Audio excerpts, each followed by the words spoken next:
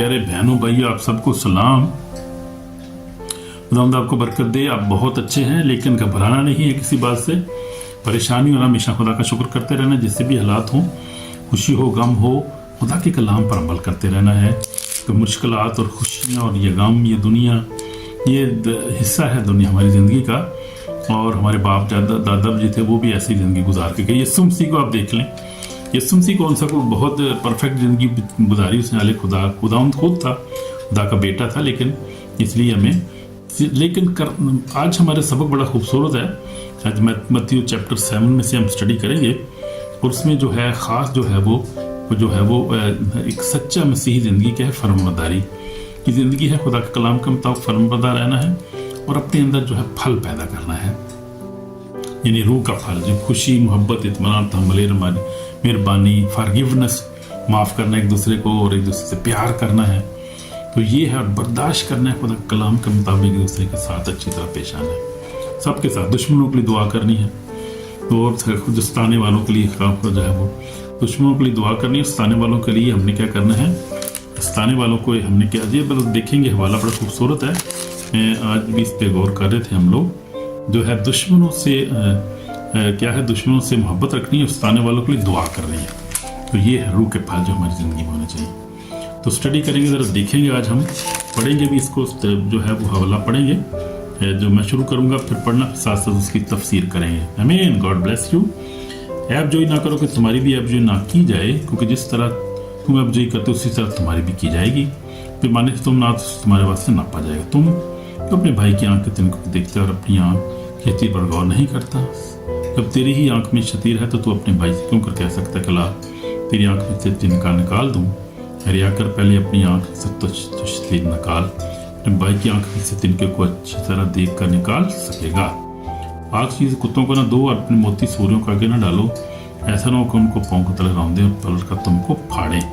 तो ये मैंने पढ़ा है मत्ती 7 बाब उससे पहली आयत से 6 आयत तक मैंने पढ़ा है। और यहाँ पर जो खूबसूरत जो बात की गई है, ऐप जोई के बारे में बात की है, यानी किसी पे इल्ज़ाम नहीं लगाना। मतलब कि पीठ पीछे हम बहुत सारी ऐसी बातें करते हैं। पादरियों के बारे में तो आम ही करते हैं, यार वो भाई ये सही नहीं है, पादरी है, कलाम ही नहीं सही करता है बंदा, ये कभी नहीं कहना दे, ताकि ख़ास पर खादमों के खिलाफ नहीं बोलना।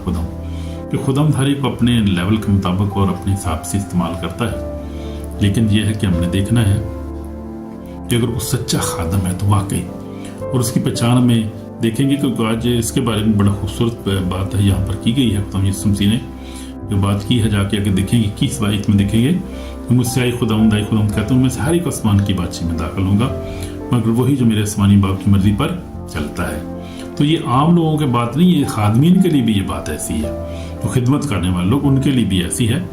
तो हम पहले तो हम देख रहे थे ऐप जोई के बारे में। ऐप जोई नहीं करनी किसी की बात नहीं, बदखोई नहीं करनी किसी की, जो है वो जिसको चुगली नहीं करनी किसी को, ये बड़े लफ्ज़ है इसके लिए। ये नहीं करना हमने, किसी कोशिश करें कि जो है मुंह पे बात करें, सच्ची बात अगर है तो कुछ सच्ची बात उसके मुंह पे करें, उसको करेक्ट करें, को करेक्ट करने किसी को ज़रूरत है। तो ये बात रियाकारी है इसमें, झूठी इल्ज़ाम नहीं लगाना किसी के ऊपर, अपने पड़ोसी पे, अपने बहन भाई बीवी पे, बच्चों पे या दोस्तों पे, रिश्तेदारों पे, या किसी खादम पे भी नहीं बात करनी, ऐप जो नहीं करनी, हमें मना किया गया। और फिर उसके बाद है 7 आयत से पढ़ेंगे, मांगो तो तुमको दिया जाएगा, ढूंढो तो पाओगे, दरवाजा खटखटाओ तो तुम्हारे वास्ते खोला जाएगा। जो कोई मांगता है उससे मिलता है, जो ढूंढता है वो पाता है, जो खटखटाता है उसके वास्ते खोला जाएगा। तुम ऐसा कौन सा आदमी है कि अगर उसका बेटा उससे रोटी मांगे तो उसे पत्थर दे, अगर मछली मांगे तो सांप दे। जबकि तुम बुरे होकर अपने बच्चों को अच्छी चीज़ें जानते हो, तो तुम्हारा आसमानी बाप अपने मांगने वालों को अच्छी चीज़ें क्यों ना देगा। और जो कुछ तुम चाहते हो कि लोग तुम्हारे साथ करें, तुम भी उनके साथ करो। तो ये तो नबियों की तालीम यही है। हालेलुया, आमीन। तो हम देखते हैं कि बड़ा खूबसूरत है ये मांगने के तल। जब हम दुआ करते हैं, यानी कि मांगने से मुराद है खुदा से हम मांगते हैं, दुआ करते हैं, परेशान हो दुआ करते हैं, ज़रूरत हो, पैसे की ज़रूरत हो, या हमने कोई बीमारी हो, या कोई भी घर में मसला हो, तो हम क्या करते हैं, दुआ करते हैं। हर बात के लिए दुआ, खुदा से दुआ का मतलब खुदा से बात करना, अपने बाप से मांगना जिसने बनाया है, जो हमारा नजात दहिंदा है, जिस पर ईमान रखते हैं, यीशु मसीह नासरी पर, उससे मांगना। तो मांगना चाहिए, मेरा मांगते रहना चाहिए जब तक मिल नहीं जाता, लेकिन बेसब्रा नहीं होना चाहिए उसमें, और जो है परेशानी होना चाहिए, ईमान रखना चाहिए। ईमान दुआ करके आप खुदावंद पे छोड़ दें, खुदावंद अपनी मर्जी से जो आपकी ज़रूरत को पूरा करेगा, जैसे खुदावंद की मर्ज़ी होगी, वो ज़बरदस्ती नहीं कोई भी। और फिर जो है वो बुड़बुड़ाना भी नहीं है, दुआ नहीं सुनी जा रही, पता नहीं की हो रहा है उसमें। जब हर ये याद रखें, एक बात बड़ी आपको बता रहा हूँ, आज स्पिरिचुअल बात है कि जो रुकावट हमारी दुआओं में हमेशा आती है वो हमारी गुनाह की वजह से आती है। कि जब हम गुनाह करते हैं, एक दूसरे को माफ़ नहीं करते। तो यीशु मसीह ने भी जो जो सिखाया हमें दुआ रबानी में, यीशु मसीह ने कहा तो जब तुम दुआ करो तो क्या करो, पहले माफ़ करो एक दूसरे को।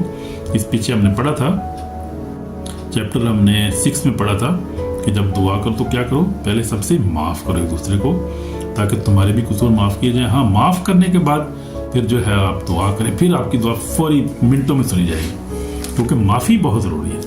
माफ़ नहीं करेंगे तो खुदा दुआ नहीं सुनेगा आपकी, और माफ़ करें कुछ मिलेगा भी नहीं, खुदा भी नाराज़ रहेगा आपके साथ, और हमेशा ज़िंदगी में दाखिल नहीं हो सकेंगे।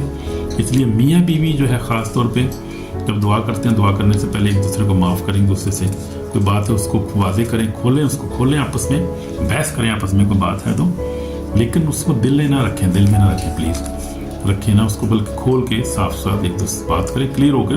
हमारी जो ज़िंदगी में हमेशा, मेरी बीवी के साथ हमेशा हमारा ऐसे ही रहे, जब कोई बात होती है, कोई हो भी जाती है बच्चों की वजह से या कोई भी, लेकिन हम दुआ को डेली भी हम दुआ भी करते हैं, तो फिर हम दुआ बात को पहले करते हैं, क्लियर कर लेते हैं। अच्छा ऐसे हो गया, आपने ऐसे करना, आपको कैसे कहना चाहिए था, मुझे ऐसे कहना चाहिए था, फिर वो करके माजरत करके एक दूसरे चलो हम दुआ करिए तो फिर दुआ करते हैं। तो खुदा का शुक्र है, खुदा ने ब्लेस किया, ज़िंदगी में कामयाबी दी है, सेहत सलामती, बच्चों के बच्चे, बहुत सारी बरकत दी है, अंदाजा ही नहीं, शुक्र ही करते रहते हैं बस खुदा का, जो बरकत खुदा ने हमें दी है। लेकिन खुदा ये चाहता है कि हम फर्मबरदार ज़िंदगी गुजारें और हमारे कलाम के मुताबिक, और हमारी ज़िंदगी में फ्रूट हो, क्योंकि फल हमारी ज़िंदगी में हो, और हम कलाम को माने, दिल से माने, हर बात में कलाम को कबूलियत दें, और इब्लीस शैतान को शर्मिंदा करें हर बात में, क्योंकि वो जो है डिफीटेड फो, उसको खुदा ने शिकस्त दी है, सलीब पर शिकस्त दी है उसको, इसलिए वो हमारा कुछ बिगाड़ नहीं सकता। खुदा के लोग उसके बेटे बेटी हैं, खुदा के वादे हमारे साथ है, खुदा उनका पाकरू हमेशा हमारे साथ है, उसके फरिश्तेगान हमेशा हमारे साथ है, याद रखें हमेशा। कलाम लिखा है ज़बूर 34:7 में लिखा है, खुदा उनसे डरने वालों की चारों तरफ उसका फरिश्ता खैमत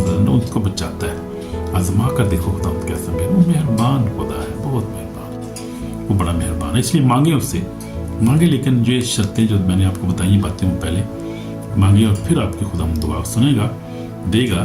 क्योंकि जो रुकावट आती है हमेशा जो है वो अनफॉरगिवनेस की वजह से आती है, गुनाह की वजह से आती है। जब गुनाह करते रहते हैं, माफ़ी नहीं मांगते, गुनाह में पड़े हम गुनाहकारी करते रहते हैं, शराबनोशी करते हैं, नशा करते हैं, जो बात नहीं आते, झूठ बोलते हैं, झगड़ा करते रहते हैं बार बार, ये चीज़ें नहीं करनी चाहिए, तौबा करनी चाहिए। आमीन, गॉड ब्लेस यू। तो आगे हम देखेंगे 13 इससे देखेंगे, तंग दरवाजे से दाखिल हो, को दरवाज़ा चौड़ा है, जो रास्ता कुशादा है, जो हलाकत पहुँचाता है, वो दाखिल होने में बहुत है। कोई दरवाज़ा तंग है और रास्ता चौड़ा है, जो ज़िंदगी को पहुँचाता है, उसके पाने वाले थोड़े हैं। तो हमें तंग दरवाजे से दाखिल, तंग दरवाजे से मुराद ये है कि खुदा के राह पे चलना कोई आसान काम नहीं है। ये दरवाज़ा जो है वो काफ़ी क्या है, दरवाज़ा मुश्किल है, उससे रास्तबाजी की ज़िंदगी गुजारना। पलूस रसूल ने भी कहा है कि जो जितने भी रास्तबाजी की ज़िंदगी गुजारना चाहते हैं वो सताए जाएंगे। तो सताए जा रहे हैं हम, मुस्लिम कंट्रीज में आप देखें बहुत सारे सताए जा रहे हैं, और इसके पीछे मुस्लिम लोग नहीं है, वो अच्छे लोग हैं, वो इंसान है, वो अच्छे हैं। शैतान है जो पीछे जो है वो ऑपरेट करता, नज़र नहीं आता, जो नज़र नहीं आता वही जो है वो बहकाता है ऐसे उल्टे ख्याल, और क्रिश्चियनों के खिलाफ जो है वो करता रहता है। वो ये शैतानी काम है सारा।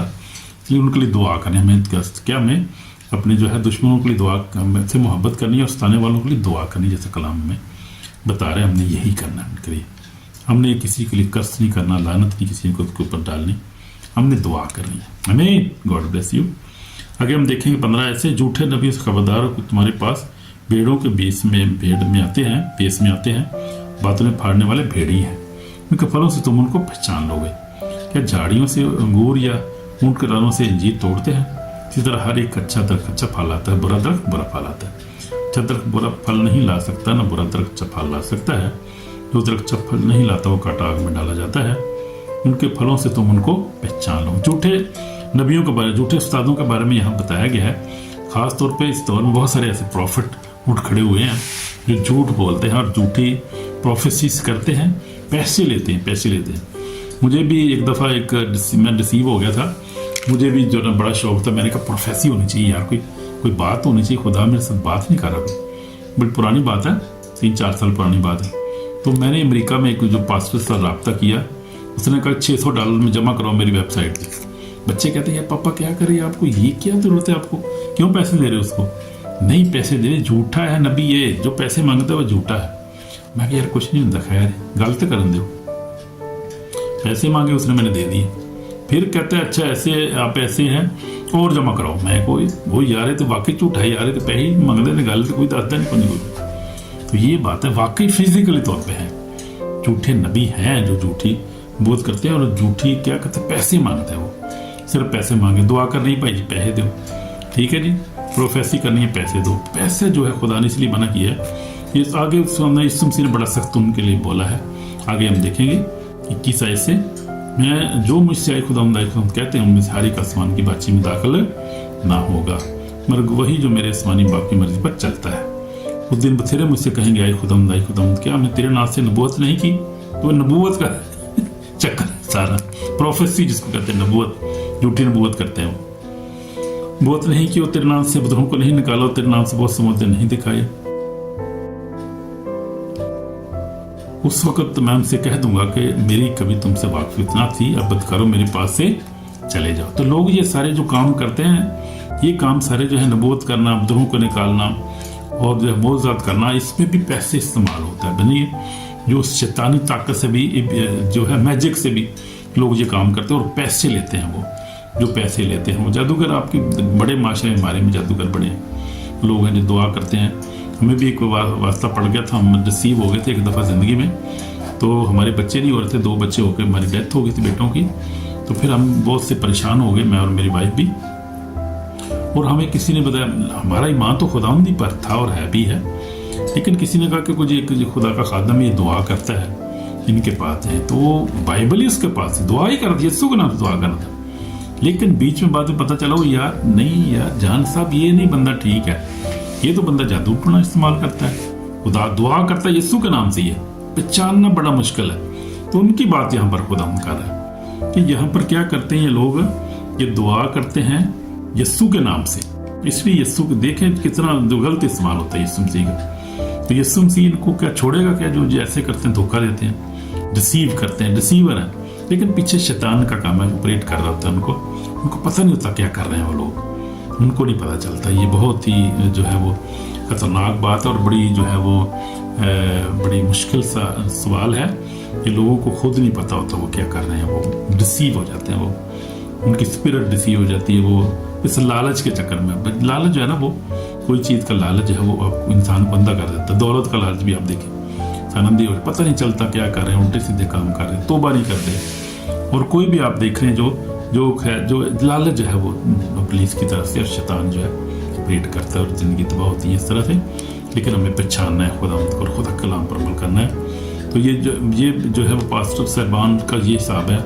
और जो है प्रॉफिट उनके लिए, ये देखो कितनी सख्त नबूवत खुदा ने की है, बात की है। तो आम लोगों के लिए कितना जो है ज़रूरी है कि खुदा कलाम पर अमल करें और ओबीडियंस से, और ज़िंदगी में जो है वो कलाम पर अमल करें और दूसरे को माफ़ करें, कलाम पढ़ें, दुआ करें, हमेशा खुदा उनसे मांगे।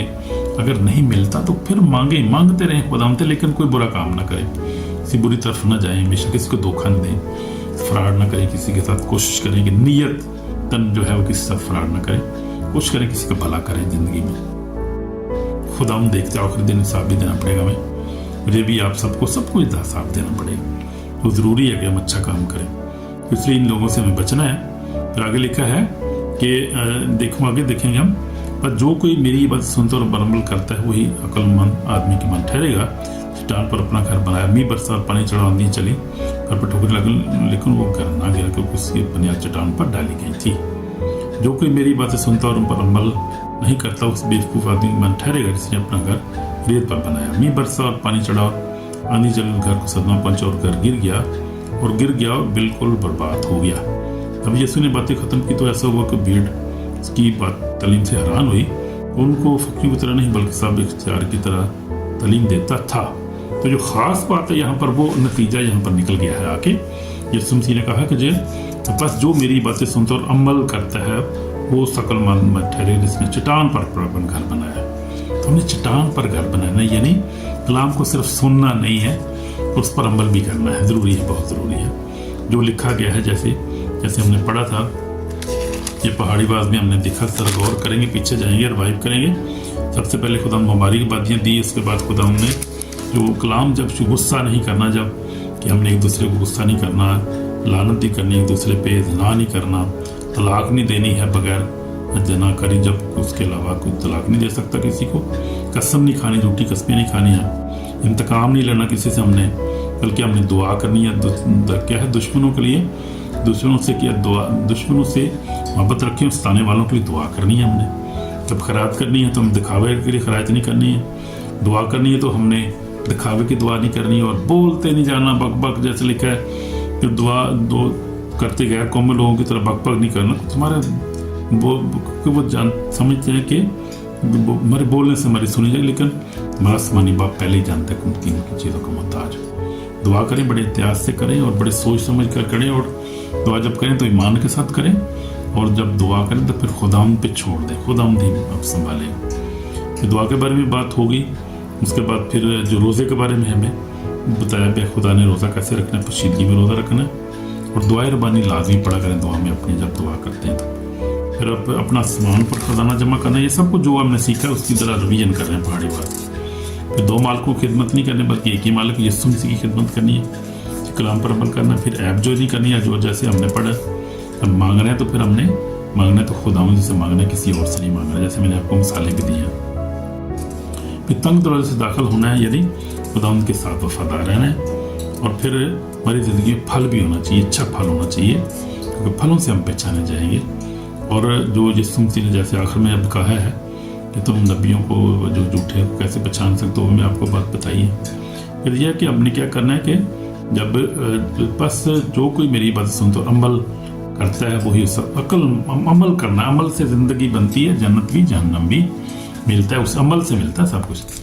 तो अमल करेंगे तो फिर अच्छे फ्रूट भी हमारी ज़िंदगी में, रूह के फल, रूह की नेमतें हमारी ज़िंदगी में बढ़ जाएंगी, कायम हो जाएंगी। हम दूसरों की बरकत का बाई ठहरेंगे, दूसरे को माफ़ करेंगे, हम दूसरे के लिए बरकत का बहुत अच्छे अल्फाज बोलेंगे हर एक दूसरे के लिए, और फिर दूसरे को बर्दाश्त करेंगे, फिर दूसरे के साथ जो अच्छा सलूक करेंगे, तो इससे खुदावंद जो है वो खुश होता है और बरकत देता है हमें। और ये काम हमने करने हैं बगैर किसी तफरीक के, बगैर किसी वक्फे के, बगैर किसी लालच के, सिर्फ खुदा के कलाम पर अमल करने वाले बनना है, सुनने वाले नहीं बनना, बल्कि उस पर अमल करने वाला है बनना है। तो फिर हमें खुदा बरकत देगा, हमारे ख़ानदान बच्चों को बरकत देगा, और हमें लंबी ज़िंदगी देगा, और हम खुदा के बेटे ठहरेंगे, उसकी बातचीत में शामिल होंगे यीशु के फजल से। आमीन। God bless you through this word. आज बड़ी खूबसूरत स्टडी मरी हुई है, इन बातों को गौर देखें, समझ नहीं आती दोबारा सुने, और लाइक करें, सब्सक्राइब भी करें। खुदा आपको बरकत दे। इन जीसस नेम, आमीन। शालोम।